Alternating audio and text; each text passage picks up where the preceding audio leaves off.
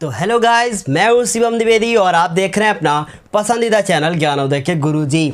आज की इस क्लास में हम लोग वो फॉर्मूले पढ़ने वाले हैं जो आज तक आप रटते हुए आए हैं, इसलिए उस रटंत विद्या को आज हम ख़त्म करेंगे और हम लोग समझने वाली विद्या का उपयोग करते हुए कुछ ऐसे फॉर्मूलों को समझने की कोशिश करेंगे जो आज तक आप रटते हुए आए हैं। इसका मतलब क्या है कि इस क्लास में आज हम लोग बेलन का फॉर्मूला समझेंगे कि बेलन में कौन कौन से फॉर्मूले यूज़ होंगे, कैसे एरिया निकालेंगे, कैसे वॉल्यूम निकालेंगे, कैसे क्षेत्रफल निकालेंगे, कैसे हम लोग आयतन निकालेंगे और किस प्रकार ये फॉर्मूले जनरेट होंगे, इनकी बात करेंगे। फिर बात करेंगे हम लोग जो है शंकु की, जिसे अंग्रेजी में कोन कहते हैं, और इस कोन का भी सब कुछ निकालेंगे हम लोग, जैसे कि इसका वॉल्यूम क्या होगा, कर्व्ड सरफेस एरिया क्या होगा, टोटल सरफेस एरिया क्या होगा, मतलब वक्र पृष्ठ क्या होगा, और उसका कुल पृष्ठीय क्षेत्रफल क्या होगा।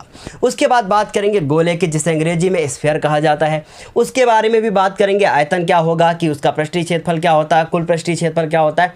उसके बाद बात करेंगे हम लोग अर्धगोले की, जिसे एक गोले को जैसे काट दिया जाए तो अर्धगोला बनता है, उसकी बात करेंगे। फिर बात करेंगे हम लोग शंकु के छिन्नक की, और जिसे अंग्रेजी में फ्रस्टम ऑफ कोन कहा जाता है। ये सबसे ज़्यादा इंपॉर्टेंट है क्योंकि आप अगर एनसीईआरटी बुक पढ़ रहे हैं तो ये आपके लिए नया हो सकता है, क्योंकि ये आपने 9th क्लास में नहीं पढ़ा था, ये आपको 10th क्लास में पढ़ना है। और साथ ही साथ ये फर्स्ट ईयर क्लास के लिए भी क्लास इंपॉर्टेंट है, क्योंकि वहाँ पर भी आपको इंटीग्रेशन करना होता है और इंटीग्रेशन में सारे के सारे फॉर्मूले यूज़ होते हैं, इसलिए क्लास को बहुत अच्छे से एंजॉय करना है। चलिए शुरू करते हैं बेलन के साथ। बेलन आखिर होता क्या है, कभी आपने सोचा है? बेलन वो बेलन नहीं जिससे आप रोटियां बेलते हैं। बेलन ये होगा कि जैसे कि आपको इस प्रकार की आकृति दिख रही है, ये आकृति आप देख रहे हैं कि इसमें कुछ ना कुछ हाइट है और इस पर इधर का हिस्सा भी गोल है, और बात करें तो इधर का हिस्सा भी गोल है। ये हमारा बेलन है। इस बेलन का आयतन क्या होगा, इस बेलन का वक्र पृष्ठीय क्षेत्रफल क्या होगा, बेलन का संपूर्ण पृष्ठीय क्षेत्रफल क्या होगा, सारे फॉर्मूले आपने रटे होंगे। अब बात करेंगे कि हम लोग इसमें कौन कौन से फॉर्मूले हम लोग लिखेंगे। पहले बात करते हैं इस बेलन के आधार के क्षेत्रफल के बारे में। अगर इस बेलन को हम लोग देखें तो इधर का ये गोल हिस्सा है, इसका मतलब जो सिलेंडर होता है उसका बेस जो होता है वो सर्कुलर होता है। और आपको इतना पता है कि वृत्त जो होता है, ये आपने पिछले चैप्टर में पढ़ा है कि जो वृत्त होगा उसका क्षेत्रफल पाई आर स्क्वायर होता है। ये पाई आर स्क्वायर क्या होता है, इसकी पहले बात करेंगे, लेकिन उससे पहले इसका फॉर्मूला लिखते हैं। तो हम लोग सबसे पहला फॉर्मूला लिखेंगे बेलन के आधार का क्षेत्रफल। बेलन के आधार का क्षेत्रफल, ऐसे ही हम लोग सारे फॉर्मूले समझते हुए चलेंगे। इसे अंग्रेजी में क्या कहेंगे, the area of base of cylinder आप लिख सकते हैं। तो कितना होता है, ये होता है पाई आर स्क्वायर। अब बात करें कि ये पाई क्या होती है, तो जो ये पाई है ना सबसे खतरनाक है। पाई की जो वैल्यू होती है वो आज तक आपने पढ़ रखी है कि पाई की वैल्यू 3.14 होती है, लेकिन ये पाई जो होता है ना इसकी एक दूसरी वैल्यू भी होती है, वो वैल्यू आपने पढ़ रखी है कि 22/7 होती है। लेकिन अगर हम लोग 3.14 लिखें और 22/7 लिखें, मतलब 22 को 7 से भाग देंगे तो फिर आपका ये 3.14 आ जाए।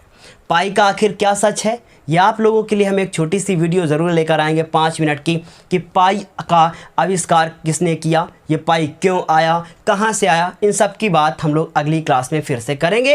एक छोटा सा वीडियो आपके लिए ज़रूर लेकर आएंगे, लेकिन अभी के लिए आप बस इतना जानें कि पाई की वैल्यू 3.14 या फिर 22/7 होती है। इतनी बात क्लियर। तो ये था बेलन का था ये आधार, मतलब बेलन का था ये बेस, और इसका बेस होता है सर्कुलर मतलब वृत्ताकार, और वृत्त का क्षेत्रफल होता है पाई आर स्क्वायर, इसलिए इसका क्षेत्रफल भी क्या होगा, पाई आर स्क्वायर। इतनी बात क्लियर। अब बात करें कि इसका वक्र पृष्ठ क्या होता है। देखिए ज़रा ध्यान से, अगर ये एक रोलर होता है, रोलर जानते हैं ना, जो रोड को ऐसे गोल गोल गोल गोल करता है, इसको हम लोग ऐसे घुमाना शुरू करते तो इसका जो ये वाला आपको हिस्सा दिख रहा है, ये वाला हिस्सा, इस वाले हिस्से को ही हम लोग कहते हैं वक्र पृष्ठ। इसका मतलब इस वक्र पृष्ठ का फॉर्मूला निकालने के लिए हमको थोड़ा सा जुगाड़ करना पड़ेगा। देखिए ज़रा ध्यान से, आपको ये पता है कि ये हमने बेलन बनाया है और इस बेलन में आपको अगर ये पूरा बेलन इतने का क्षेत्रफल जितना मुझे निकालना है, इसको वक्रपृष्ठ कहते हैं, ठीक है।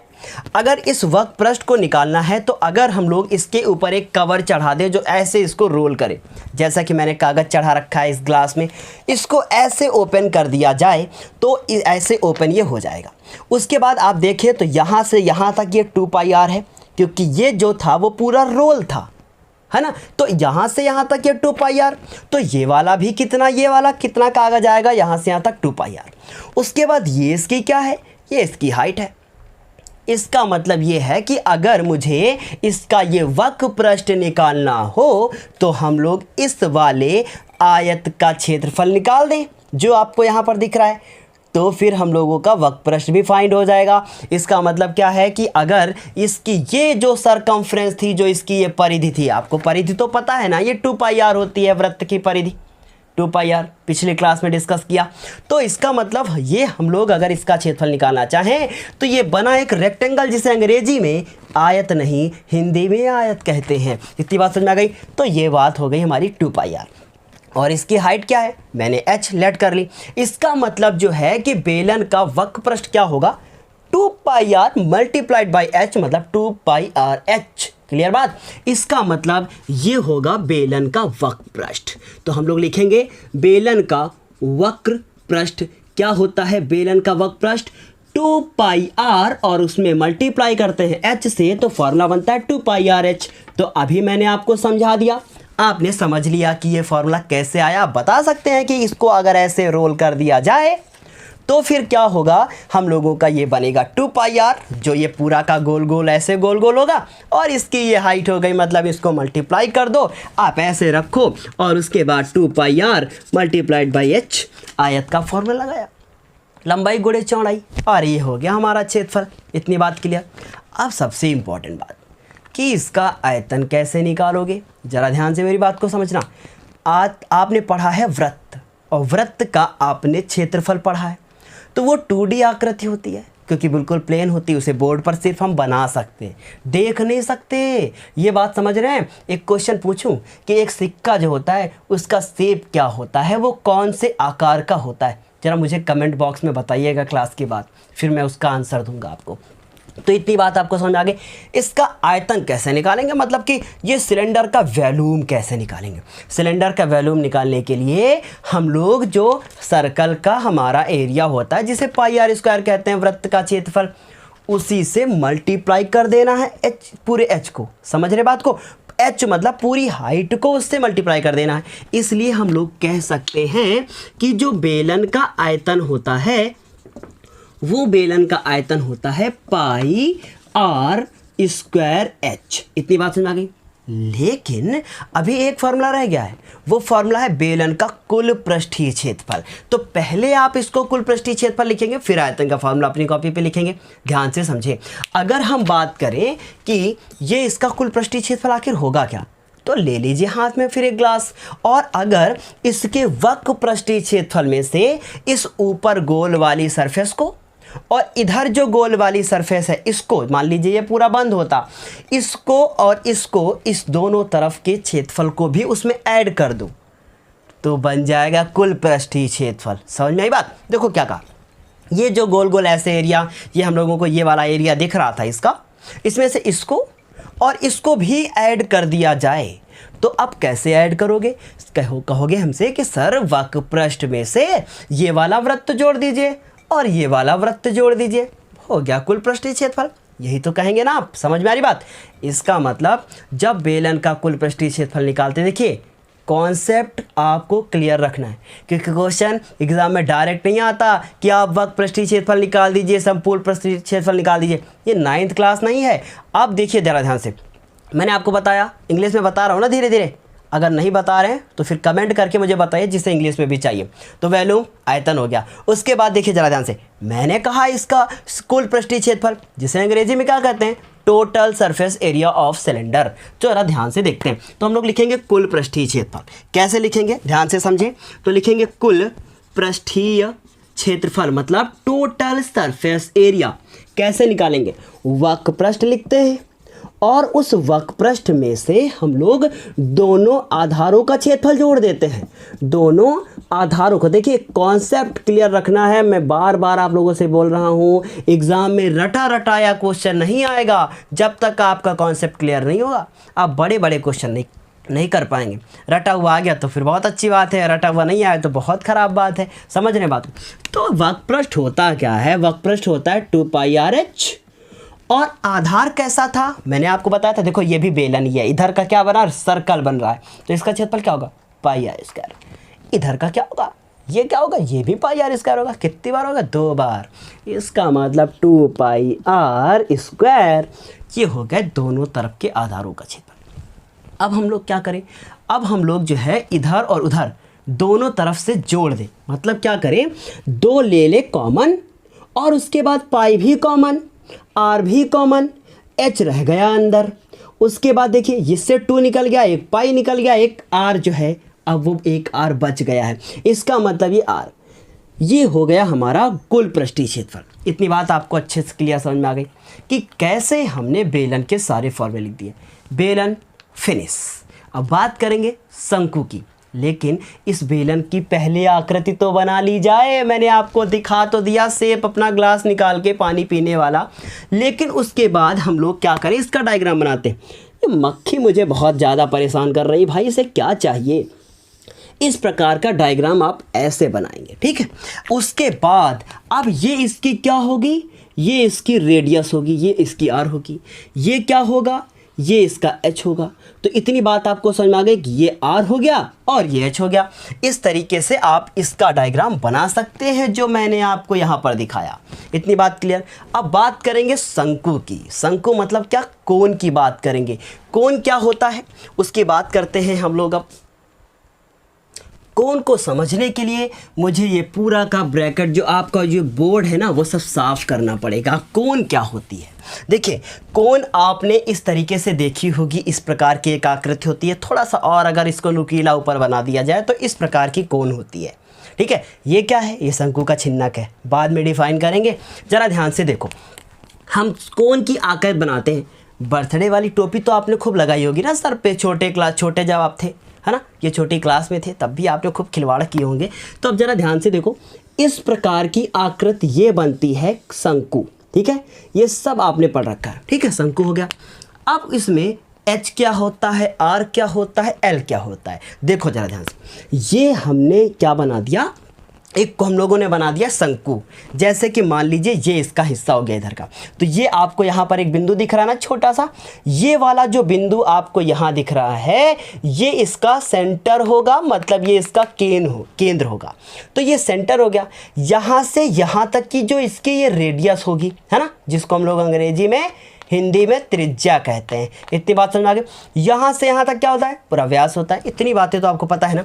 अब इसका मतलब शंकु में नीचे की जो सर्कल होता बनता है वो, मतलब उसको हम लोग वृत्ताकार हिंदी में कह सकते हैं, नीचे से वृत्ताकार होता है। सारी बात समझिए। उसके बाद तो इसका मतलब कहीं न कहीं उसकी त्रिज्या भी होगी, तो वो त्रिज्या इसकी ये हो गई, ठीक है। इतनी बात ये समझ आ गई। अब आपको पता है कि अगर कोई भी ऊंचाई नापी जाती है तो वो 90 डिग्री होनी चाहिए। इसका मतलब यहाँ पर हम लोग एक ऐसे लाइन को ड्रॉ करते हैं, बिल्कुल सीधा। ये सीधी जो लाइन मैंने ड्रॉ की है बिल्कुल थोड़ी सी तिरछा हो गई, सीधा कीजिएगा। तो ये सीधी लाइन जो मैंने ड्रॉ की है इससे कहते हैं हम लोग हाइट, मतलब ये है मेरी ऊंचाई, h हो गई। तो ये क्या है, ये भी l है, ये l कह दिया मैंने। r क्या है, r त्रिज्या है। h क्या है, लंब वृत्तीय ऊंचाई है, मतलब इसको हम लोग कहते हैं हाइट। इतनी बात समझ में आ गई। उसके बाद l क्या है, इसे हिंदी में कहते हैं तिर्यक ऊंचाई या तिरछी ऊंचाई। उसके बाद अंग्रेजी में कहते हैं slant height, slant SLANT, slant height. अब मेरी बात को समझिएगा ध्यान से। इसके बीच में एक रिलेशन होता है। क्या रिलेशन होता है उसको समझते हैं। देखिए ध्यान से, इसको हम लोग पहले समझ लेते हैं कि इसके बीच में क्या रिलेशन होता है। तो लिखिएगा L, R व H के बीच संबंध क्या होता है उसकी पहले हम लोग बात करेंगे। तो इनके बीच में एक संबंध होता है। क्या संबंध होता है, अगर ध्यान से देखें तो ये हमारा ये वाला जो है वो एक क्या बनाता है, ये बना रहा है एक समकोण त्रिभुज, और उसमें से ये कर्ण है, समकोण मतलब राइट एंगल ट्रायंगल। अब ये एल है, तो एल क्या है, हाइपोटेनियस।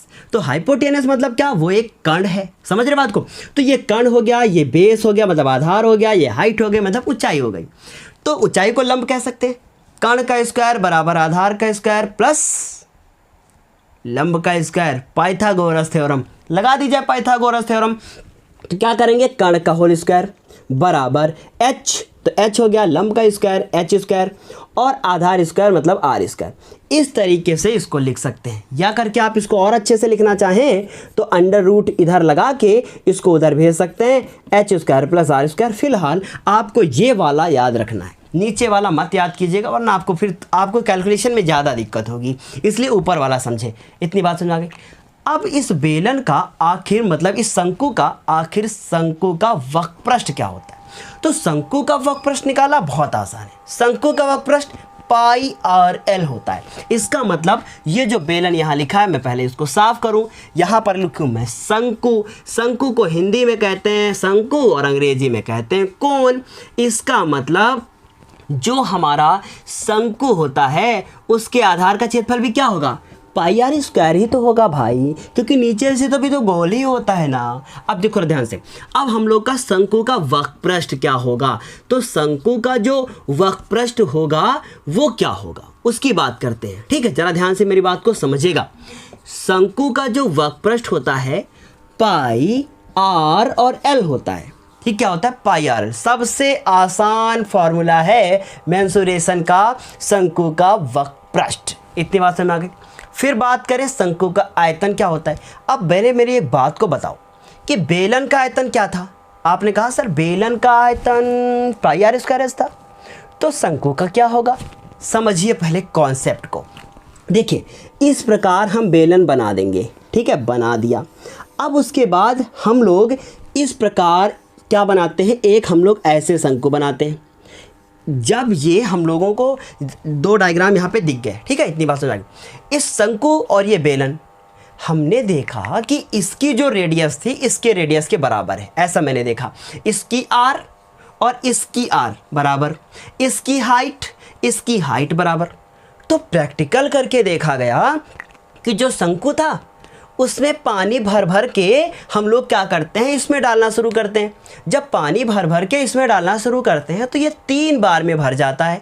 कितने बार में, 3 बार में। कब, जब इसकी रेडियस और हाइट मतलब त्रिज्या और ऊंचाई बराबर होता। तो प्रैक्टिकल करके जब देखा गया तो इसमें पता चला कि जो ये हमारा शंकु है इसको इसमें भरने मतलब इसका पानी इसमें डालने से 3 बार में भरता है। इसका मतलब इसका आयतन जो होगा वो 3 शंकु के आयतन के बराबर होगा। इसका मतलब बेलन के आयतन को अगर 3 से भाग कर दिया जाए तो शंकु का आयतन मिल सकता है। देखिए यही है कॉन्सेप्ट, रटना नहीं है, समझना है। तो हमने क्या कहा कि जो बेलन का आयतन आपने पढ़ रखा है ना कि पाई आर स्क्वायर एच होता है, उसी को कर दीजिए 3 से भाग, तो इसके आगे क्या 1/3 लगा दीजिए, हो गया 3 से भाग। कर दीजिए 3 से भाग, तो हो गया ना 3 से भाग। समझ रहे बात को, क्या किया, बेलन के आयतन को 3 से भाग करने पर शंकु का आयतन मिलता है। क्लियर बात। अब बात करें कि कुल पृष्ठीय क्षेत्रफल क्या होता है, किसका, शंकु का।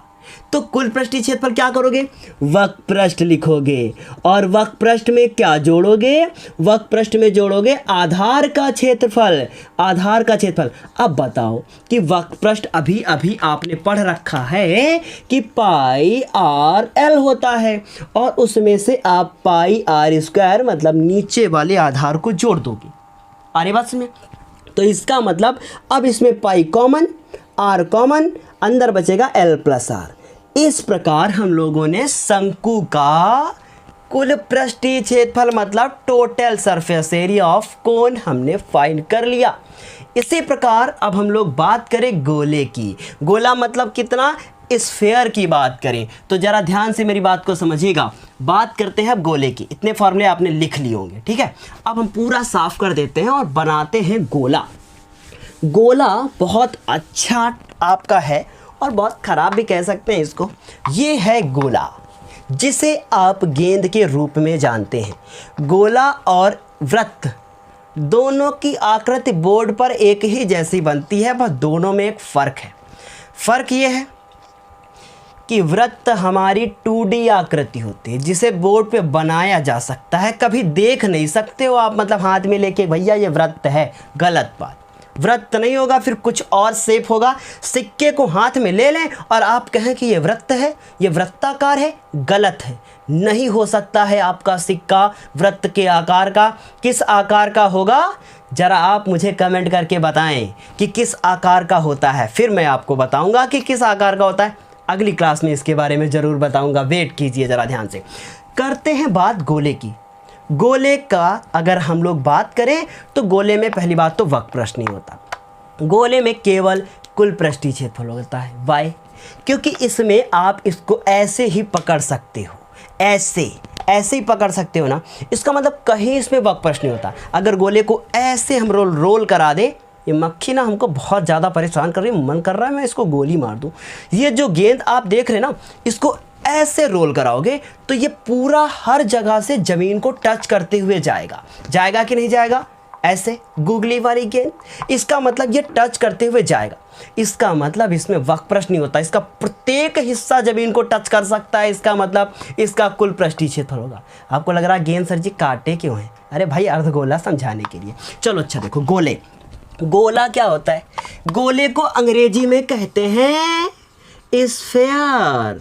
अब हम लोग बात करें कि गोले का क्या पृष्ठीय क्षेत्रफल, तो इसको पृष्ठीय क्षेत्रफल कह दीजिए, कुल कहने की जरूरत ही नहीं है।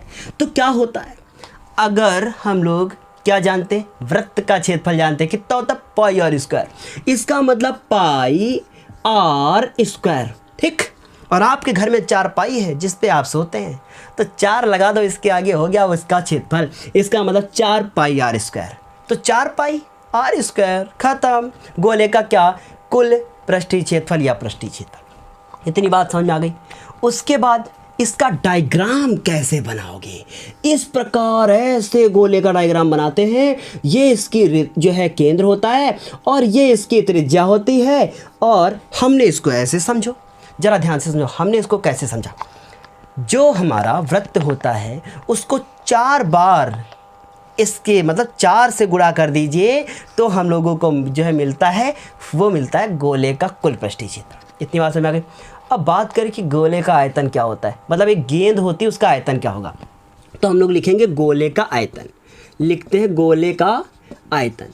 गोले का जो आयतन होता है वो होता है 4/3 पाई आर क्यूब। देखिए मेरी बात को फिर से समझिएगा, इसको समझने के लिए थोड़ा सा ज़्यादा वक्त चाहिए कि एक हम लोग गेंद ले लें, फिर उसके बाद इसको जो मतलब इसके लिए हम अलग से वीडियो बना भी सकते हैं आप लोगों के लिए कि कैसे इसका आयतन होता है, लेकिन उसके लिए थोड़ी सी ज़्यादा मेहनत की ज़रूरत है कि कैसे होगा। इससे छोटे छोटे त्रिभुजों में काट लीजिए, फिर उसके बाद उसका क्षेत्रफल निकालिए, बहुत ज़्यादा टाइम लगेगा। कोई ज़रूरत नहीं है, आप याद कर सकते हैं कि गोले का आयतन क्या होता है, 4/3 पाई आर क्यूब होता है। इतनी बात आपको समझ में आ गई, ठीक है। उसके बाद बात करें कि अब क्या गोले में सिर्फ 2 ही फॉर्मूले हो गए, इतने में से काम चल जाएगा। फिर उसके बाद बात करें कि अर्धगोला, तो अर्धगोला क्या होता है, जिसे अंग्रेजी में हम लोग हेमीस्फीयर कहते हैं। क्या बोलते हैं? हेमीस्फीयर। अब बहुत ध्यान से मेरी बात को समझिएगा। इसकी जो आकृति होती है, मतलब कि इस जो गेंद को, ये जो गेंद आपको दिख रही है, जो ये गोला दिख रहा है, इस गोले को अगर हम लोग क्या करें, इसको बीच से ऐसे काट दें, मतलब ये ऐसे करके ऐसे साफ कर दें कि ऐसे करके इस प्रकार काट दें, ठीक है। कैसे काट दिया जाए, देखिए ये अब कट गया, ठीक है। कितना हो गया? 1 गेंद हो गया। अब इस गेंद को मैं इधर रख देता हूँ। इस प्रकार जो मिला है ये है इसका अर्धगोला, और ये जो अर्धगोला है ये कटोरे जैसा है। अब इसमें वक्र पृष्ठ होगा और साथ ही साथ जानते हैं क्या होगा, कुल पृष्ठीय क्षेत्रफल भी होगा। क्या होगा बताते हैं। ये गोला, अरे इसमें तो टॉफ़ी रखी है भाई, कौन सी टॉफ़ी है? ये है अल्पेनलिबे की स्ट्रॉबेरी फ्लेवर की जेली टॉफ़ी। बहुत अच्छी है, खा के देखें। खत्म। खाओगे? नहीं मत खाओ, गलती बात है। चलो देखो क्या करते हैं, इसको बनाते हैं ऐसा। ये बना दिया मैंने अर्धगोला। उसके बाद ये क्या हो गई भाई, टॉफ़ी खाने का एक रीज़न है, गले में खराश हो जाती है, उस खराश को ख़त्म करने के लिए मैं इसको खाता हूँ। चलो देखो ये हो गया आर, ठीक है। ध्यान से समझो, मेरी बात को बहुत ध्यान से समझिएगा। ये बनाया, इसका वक्र पृष्ठ होगा कुछ ना कुछ, तो गोले के फॉर्मूले तो याद ना, अब गोले के फॉर्मूलों को 2-2 से भाग करते हुए चले जाओ और जो मिलेगा वो अर्धगोला होगा। मतलब गोले का आपने पृष्ठीय क्षेत्रफल याद कर डाला है। कितना याद कर डाला है? 4 पाई आर स्क्वायर। तो 4 पाई को 20 से काट दो, 2 पाई आर स्क्वायर। मतलब अब हमें सिर्फ इतने का ही तो क्षेत्रफल चाहिए ना। ये आधा गोला है, ये नीचे का चाहिए, ये वाला हिस्सा। इसका मतलब इसका जो वक्रपृष्ठ होगा, मतलब इसका जो क्या होगा, कर्व्ड सरफेस एरिया होगा, वो होगा 2 पाई आर स्क्वायर। लेकिन भैया इसमें कुल पृष्ठीय क्षेत्रफल भी होता है। ये कैसे हो जाता है, ये समझने की कोशिश करते हैं। ध्यान से मेरी बात को समझिएगा। ये इतने का क्षेत्रफल आपने निकाल लिया, इतने का ऐसे। अब आपने इसको ऐसे काटा था ना, ऐसे, तो आगे की जो सरफेस जैसे सेब होता है ना, बीच से ऐसे काट दिया। आधा आपने खा लिया, आधा मैंने खा लिया। ऐसे काटा तो ऊपर की वृत्ताकार सरफेस तो रह जाएगी ना। और अगर ऊपर की ये वृत्ताकार सरफेस रह गई तो इसका मतलब हम लोग वक्रपृष्ठ में से इस ऊपर वाली वृत्ताकार सरफेस को भी जोड़ दें तो क्या होगा, कुल पृष्ठीय क्षेत्रफल प्राप्त होगा। इसका मतलब 2 पाई आर स्क्वायर में से हम लोग 1 पाई आर स्क्वायर और जोड़ दें तो मतलब ये हो जाएगा 3 पाई आर स्क्वायर। समझ में आई बात? आज तक कन्फ्यूज़न ही कन्फ्यूज़न कि वक्रपृष्ठ क्या होता है गोले का और अर्धवृत्त का क्या होता है। बस भैया एक रटो, दूसरा खत्म। समझ में आ रही बात? 3 कहाँ से आया? समझ में आया? कमेंट करके मुझे बताओ, जल्दी से अभी बताओ, तुरंत समझ में आया कि नहीं। अब देखो, गोले का आयतन 4/3 पाई आर क्यूब। तो भैया देखो इसका आयतन क्या होगा, हम लोग जानते हैं कि 4/3 पाई आर क्यूब जो होता है वो होता है गोले का। इसको कर दो 2 से भाग, तो 2 1 कम 2, 2 दूनी 4, 2 भैया गायब और यहाँ आ गया 2। इस प्रकार ये हो गया अर्धगोले का। क्या रटने की जरूरत पड़ी? नहीं। क्यों?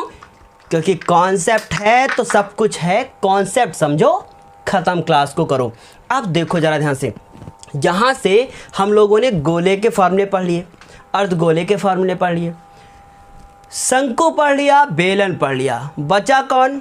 शंकु का छिन्नक। अब आखिर ये होता क्या है, इसको समझने की कोशिश करना, क्योंकि ये 9th का क्लास का आपका जो है टॉपिक नहीं है, ये आपको 10th क्लास में ही पढ़ना है। तो जितने भी 10th क्लास के बच्चे हैं वो इस टॉपिक को क्लियर करेंगे, 9th वाले क्लास को स्किप करके भाग सकते हैं। समझ में आ रही बात? और उसके बाद देखो, और हाँ, मन करे तो आप भी पढ़ लो 9th क्लास में हो तो। चलो देखो जरा ध्यान से, इसको मिटा देते हैं। अब बात करते हैं शंकु के छिन्नक की। मैंने कहा था बर्थडे वाली टोपी सर पे लगाओ तो शंकु होती है, लेकिन अब मम्मी हो गई गुस्सा और लेके चाकू आई और मारा टोपी पे ऐसे हाथ, टोपी गई कट। अब जरा टोपी अगर कट गई तो इसका मतलब फिर क्या हुआ, ऊपर से ऐसे और नीचे से ऐसे, ऊपर का काट दिया मम्मी ने। इसका मतलब क्या होगा, जब किसी शंकु को एक समतल से, समतल मतलब चाकू समतल है, समतल से काट के ऊपर वाला हिस्सा शंकु का निकाल दिया जाए तो नीचे जो बचता है उसे कहते हैं शंकु का छिन्नक। आई बात समझे? फ्रस्टम ऑफ कोन होता क्या है, देखो जरा ध्यान से। ये बनाया शंकु, ध्यान से समझना, फॉर्मूला रटना नहीं है। शंकु के फॉर्मूले सारे याद तो इसके भी सारे याद। अब मैंने एक जो है इसको ऐसे काट दिया तो इसका मतलब ये वाला हिस्सा ऊपर का चला जाएगा, तो बचा क्या, जो बचा वही हो गया शंकु का छिन्नक। इस तरह की आकृति बन गई। ऊपर की रेडियस कुछ और होगी और नीचे की रेडियस कुछ और होगी। ये इसकी रेडियस होगी, बीच में काला काला दिख रहा है, वो इसका क्या होगा, वो इसका यहाँ से यहाँ तक दूसरी रेडियस ज़्यादा है और यहाँ से यहाँ तक ये दूसरी रेडियस जो है कम, इन कंपैरिजन विथ इट, है ना। तो इसके कंपैरिजन में ये वाली ज़्यादा और इसके कंपैरिजन में ये वाली कम। आ रही बात समझ में? अब ध्यान से समझो मेरी बात को। स्ट्रॉबेरी की टॉफ़ी अभी भी मेरे गाल के अंदर यहाँ पर है, जो हमें बहुत ज़्यादा राहत दे रही है।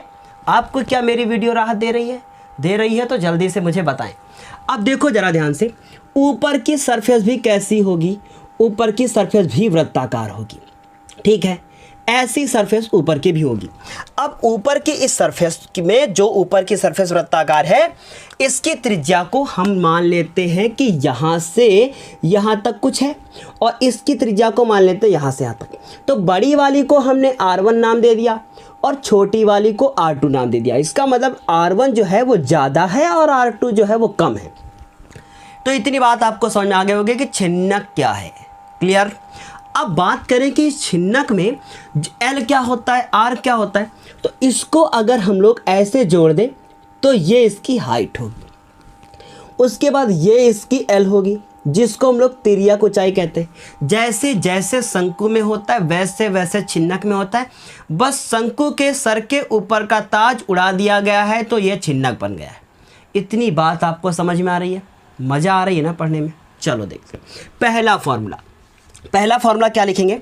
हम लोग बात करेंगे सबसे पहले इस एच, एल और आर के बीच के रिलेशन के बारे में। रटना नहीं है, देखो जरा ध्यान से। लिखेंगे एल व आर और उसके बाद एल आर व एच, एल आर व एच में संबंध, तो यहाँ पर तो आर है नहीं, आर की जगह पे क्या है, आर की जगह पे R1 और R2 है। तो ज़रा ध्यान से मेरी बात को समझिएगा। हम लोग करते हैं इसको L R1 फिर R2 व H में संबंध। ठीक है। अब देखो जरा ध्यान से होता क्या है। आपने पढ़ रखा है L स्क्वायर बराबर H square plus R square. यही पढ़ रखा है कि नहीं पढ़ रखा है? किसके लिए? शंकु के लिए। तो अब यहाँ R तो है नहीं, जो ये सही होगा, गलत है। जरा ध्यान से देखो क्या होगा। अब हम लोग क्या पढ़ रखे हैं, ये आर स्क्वायर ऐसे पढ़ रखा है आपने, तो हम इसको ऐसे करते हैं और यहाँ लिखते हैं R1 minus R2, R1 minus R2 का होल स्क्वायर। क्या इतनी बात आपको अच्छे से समझ में आ गई कि R1 माइनस R2 का होल स्क्वायर लिखेंगे। R1 ग्रेटर वाली लेट करोगे, R2 जो है वो जो छोटी वाली होगी वो वाली लेट करोगे। इतनी बात समझ में आ गई। इस तरीके से होता है। अगर इसका स्क्वायर उधर ले जाओ तो इधर पूरे में अंडर रूट लग जाएगा। इतनी बात आपको बेहतर समझ में आ गई कि क्या फार्मूला होगा। दूसरा फार्मूला, शंकु का वक्रपृष्ठ। देखिए अगर आपको जो है शंकु के छिन्नक का वक्रपृष्ठ, शंकु के छिन्नक का वक्रपृष्ठ, तो हम शॉर्ट में केवल वक्रपृष्ठ लिख देते हैं। और बात हम किसकी कर रहे हैं, ये हम लोग छिन्नक की बात कर रहे हैं, जिसको अंग्रेजी में हम लोग फ्रस्टम कहते हैं। अब इसके वक्रपृष्ठ की बात करें तो इसका जो वक्रपृष्ठ होता है वो क्या होता है, ध्यान से समझिएगा। आपने उसका फॉर्मूला पढ़ रखा है, पाई आर और एल, ये फॉर्मूला पढ़ रखा है। अब आर तो होता नहीं है, एल और एच सब सेम, लेकिन क्या बदला हमारा आर, तो हम इसको काट देते। ठीक है। और इस आर की जगह पे R1 प्लस R2 लिख देते हैं। इस प्रकार बन गया फॉर्मूला शंकु के छिन्नक का वक्रपृष्ठ। इतनी बात समझ आ गई। अब हम लोग तीसरे फॉर्मूले की बात करें, जो इसका संपूर्ण पृष्ठ। अब इसको जरा ध्यान से समझना, बहुत मस्त फॉर्मूला है। देखो जरा ध्यान से, हम लोग जानते हैं वक्रपृष्ठ। ठीक है। वक्रपृष्ठ में क्या क्या जोड़ते हैं, ऊपरी आधार मतलब ऊपर वाला जो बेस है उसको, फिर उसके बाद उसमें क्या जोड़ेंगे, प्लस निचला आधार मतलब जो नीचे वाला बेस है ना, तो निचला आधार। अब जरा ध्यान से समझना, वक्रपृष्ठ आखिर है क्या, पाई R1 प्लस R2 और L। ऊपरी आधार कितना है, अब ऊपरी आधार की अगर हम लोग बात करें तो ऊपर वाला गोल गोल गोल गोल गोल गोल सरफेस है। इसका मतलब इसका क्षेत्रफल पाई आर स्क्वायर होगा और इसका क्षेत्रफल पाई आर स्क्वायर होगा, तो हम लिख देंगे पाई आर स्क्वायर। लेकिन ऊपर तो 2 है, नीचे 1 है। आ रही बात में, तो भैया यहाँ 2 कर दो। अगर हम लोग यहाँ ऊपरी की जगह पहले निचला कर देते, बाद में ऊपरी कर देते, तो कोई फ़र्क पड़ा? अरे कोई फ़र्क नहीं पड़ा, जोड़ा ही तो है। तो इससे एक फ़र्क पड़ेगा कि आपको यहाँ 1 और फिर निचला जब लिखोगे तो 1 और ऊपरी लिखोगे तो फिर क्या लिखोगे, 2। तो बस इससे एक फ़ायदा होगा कि अब भी अगर समझने के बाद आपको रटना पड़ा तो आप याद रखोगे वक्रपृष्ठ में ऊपरी आधार निचला आधार जोड़ दिया, बस क्या निकला, वही निकला हमारा शंकु का कुल पृष्ठीय क्षेत्रफल। आ रही बात समझे। अब इसमें चाहो तो पाई सबसे कॉमन ले लो। क्या करोगे इतना सब कुछ, क्योंकि कभी कभी जानते हो क्या कहते हैं, एक क्वेश्चन है आपके बुक में, कहते हैं कि एक जो है तुर्की टोपी है, वो टोपी आपको पता है कि ऐसे अगर ये टोपी मैं सर पे रखूँगा अपने, तो ये ऊपर से तो गोल गोल बंद होती है लेकिन निचला हिस्सा खुला होता है। फिर वहाँ समस्या हो जाती है, जानते हैं क्या होता है, फिर कहते हैं उसका वक्रपृष्ठ, तो निचला तो खुल गया ख़त्म, मतलब नीचे कुछ है ही नहीं, लेकिन ऊपर तो है ना, तो इसका मतलब फिर जानते हो क्या होता है, वहाँ पर होता है कि आप ये समझ नहीं आता कौन सा फार्मूला लगाएं, फिर वहाँ आप समझते हैं वर्ग प्रश्न लगाएं कि संपूर्ण प्रश्न लगाएं, और दोनों में से कोई नहीं लगता। जानते कौन सा लगता है? जो हिस्सा गायब उसी को गायब कर दो। कौन सा गायब? निचला हिस्सा गायब, मतलब ये वाला पार्ट इतना नहीं लिखोगे, और जब इतना पार्ट आप नहीं लिखोगे तो ये प्लस ये, तो क्या करोगे? पाइप को कॉमन लेके, पाई कॉमन ले लोगे, फिर रटोगे बैठ के, कोई मतलब नहीं है। इसलिए क्या करना है? ऐसे ही तो समझना है कि हम लोगों को वक्र पृष्ठ में से ऊपर वाला आधार और नीचे वाला आधार दोनों जोड़ देने हैं। और ऊपर आधार नीचे आधार क्या है? वृत्ताकार है। और जब ऊपरी आधार वृत्ताकार है और निचला आधार जब वृत्ताकार है, इसका मतलब वृत्त का ही तो क्षेत्रफल जोड़ोगे। क्लियर है इतनी बात? अच्छे से समझ में आ रही है कि नहीं? नहीं आ रही ना? आ रही होगी, थोड़ी थोड़ी आ रही होगी। चलो अब देखते हैं, आयतन की बात करते हैं। ठीक है, आयतन क्या होता है? आयतन मतलब वॉल्यूम। ओके, अब आयतन को वॉल्यूम कहते हैं। अब आपने एक फॉर्मूला पढ़ रखा है कि 1/3 पाई आर और h, 1/3 pi r square h, ये पढ़ रखा है। किसका फॉर्मूला है? ये फॉर्मूला है बेलन के आयतन का, नहीं शंकु के आयतन का है। बेलन में 1/3 नहीं होता है ना? ये शंकु का है। इसका मतलब एच तो सेम, आर में हम लोग क्या करते हैं? कुछ कुछ काम करते हैं।